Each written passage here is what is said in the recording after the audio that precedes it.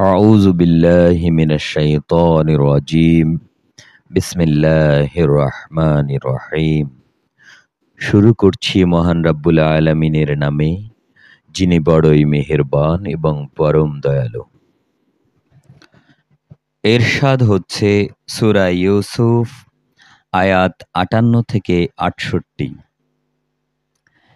ইউসুফের ভাইয়েরা দুর্ভিক্ষের রসদের জন্য মিশরে এলো এবং একদিন তারা তার সামনেও হাজির হলো। সে তাদের চিনতে পারল, কিন্তু তারা তার জন্যে অচেনাই থেকে গেল। যখন সে তাদের রসদের ব্যবস্থা সম্পন্ন করে দিল, তখন সে তাদের বলল, পরের বার তোমরা তোমাদের পিতার কাছ থেকে তোমাদের বৈমাত্রেয় ভাইটিকে নিয়ে আমার কাছে আসবে। তোমরা কি দেখতে পাচ্ছ না, আমি মাথা হিসেবে মেপে রসদ দেই? আমি একজন উত্তম অতিথিপরায়ণ ব্যক্তিও বটে। যদি আগামীবার তোমরা তাকে নিয়ে আমার কাছে না আসো, তাহলে আমার কাছে কিন্তু তোমাদের জন্য আর কোনো রসদ থাকবে না। সে অবস্থায় তোমরা আমার কাছেও ঘেঁষো না। তারা বলল, এই বিষয়ে আমরা তার পিতাকে অনুরোধ করে সম্মত করব। আমরা অবশ্যই তাকে আনার চেষ্টা করব। সে তার রসদ কর্মচারীদের বলল, এই লোকদের মূলধন তাদের মালপত্রের ভেতর রেখে দাও, যাতে করে ওরা তাদের আপনজনদের কাছে ফিরে গেলে তা চিনে নিতে পারে। আশা করা যায় এ কারণেই তারা আবার ফিরে আসবে। যখন তারা তাদের পিতার কাছে ফিরে গেল, তখন তারা বলল, হে আমাদের পিতা, আমাদের ভবিষ্যতের রসদ বন্ধ করে দেয়া হয়েছে। অতএব তুমি আমাদের ভাইকে আমাদের সাথে যেতে দাও, যাতে করে আমরা তার ভাগসহ ওজন করে রসদ আনতে পারি। অবশ্যই আমরা তার হেফাজত করব। সে বলল, আমি কি তার ব্যাপারে তোমাদের উপর সেভাবেই ভরসা করব, যেভাবে ইতিপূর্বে তার ভাইয়ের ব্যাপারে আমি তোমাদের উপর ভরসা করেছিলাম? অবশ্যই আল্লাহ তাআলাই হচ্ছেন মানুষদের উত্তম রক্ষক এবং তিনি সর্বশ্রেষ্ঠ দয়ালু।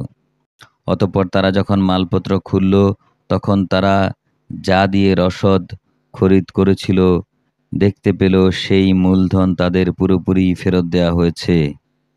এটা দেখে তারা বলল, হে আমাদের পিতা, এর চাইতে বেশি মহানুভবতা আমরা আর কি চাইতে পারি?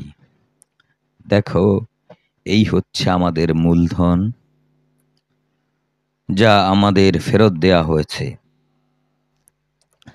এবার আমরা যাই এবং আমরা আমাদের পরিবারের জন্য রসদ নিয়ে আসি। আমরা আমাদের ভাইয়েরও হেফাজত করব এবং ভাইয়ের কারণে আমরা অতিরিক্ত একটি উট বোঝাই রসদও আনতে পারব। এবারের রসদ তো পরিমাণে কম। সে বলল, আমি কখনোই তাকে তোমাদের সাথে পাঠাবো না,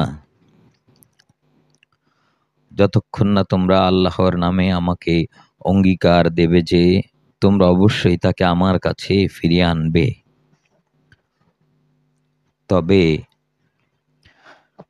যদি তোমরা নিজেরাই সমস্যায় পরিবেষ্টিত হয়ে থাকো, তাহলে সেটা ভিন্ন কথা। অতঃপর যখন তারা তার কাছে তাদের অঙ্গীকার নিয়ে হাজির হলো, তখন সে বলল, আমরা যা কিছু বলছি আল্লাহ তাআলাই তার উপর কর্মবিধায়ক। সে বলল, হে আমার ছেলেরা, তোমরা একই দরজা দিয়ে নগরে প্রবেশ করো না, বরং ভিন্ন ভিন্ন দরজা দিয়ে প্রবেশ করবে। তাহলে তোমাদের সংখ্যা কারো মনে হিংসা সৃষ্টি করবে না। আসলে আল্লাহর ইচ্ছার বিরুদ্ধে আমি তোমাদের কোনো কাজেই আসব না। বিধান জারি করার কাজ শুধু আল্লাহ তাআলার জন্যই নির্দিষ্ট। আমি সর্বদা তার উপরে নির্ভর করি। যারা ভরসা করে তারা যেন আল্লাহর উপরেই ভরসা করে। অতঃপর তারা সেখানে ঠিক সেভাবেই প্রবেশ করল, যেভাবে তাদের পিতা তাদের আদেশ করেছিল। যদিও আল্লাহ তাআলার ইচ্ছার সামনে এটা কোনোই কাজে আসেনি, তবে হ্যাঁ, এটা ছিল ইয়াকুবের মনের একটি ধারণা, যা সে পূর্ণ করে নিয়েছিল। অবশ্যই সে ছিল অত্যন্ত জ্ঞানী ব্যক্তি, কেননা তাকে জ্ঞান আমি শিক্ষা দিয়েছিলাম, কিন্তু অধিকাংশ মানুষই তা জানে না। মহান আল্লাহ যা বলেছেন সত্য বলেছেন।